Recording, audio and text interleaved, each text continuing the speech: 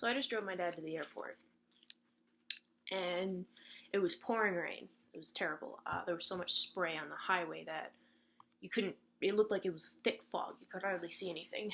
Couldn't see more than a couple cars in front of me. And I was remembering how in driver's ed they taught us that when the weather is that bad, you should just not drive. And they kept saying, ideally when the weather's that bad, you won't drive. Whatever it is, I'm sure it can wait. You can stay inside. And I remember thinking, no, you can't. I couldn't just tell my dad to book another flight. I had to drive. I had to deal with it and make it work. And for some reason, in my drive back, I restructured this into a metaphor for the election. Because we can't just move to Canada. The people who say, oh, if you're unhappy, leave. People's whole lives are here. You can't just leave. That's idealistic, and that isn't how things work. You can't just not drive someplace because it's raining. You can't just leave because of the election. You have to stay and you have to work through it.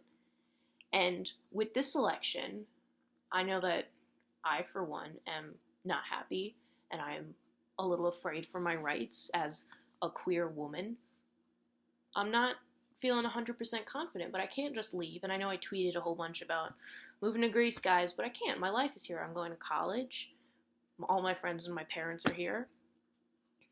So those people that say, oh, just get out if you don't like it, they're fundamentally missing the point. This is our country. We have a right to live here and to feel safe and to not worry that our rights are going to be taken away, because this is land of the free. Melting pot, my ass. So that's how driver's ed idealism relates to this election, and how, it may be pouring rain right now. Actually, no, there's not even a maybe in there. It is pouring rain right now. In fact, I would say, actually no, we're in pouring rain right now. We might start to get hail with his cabinet appointments. Looking more and more like the kind of guys that you would see playing Nazis in films.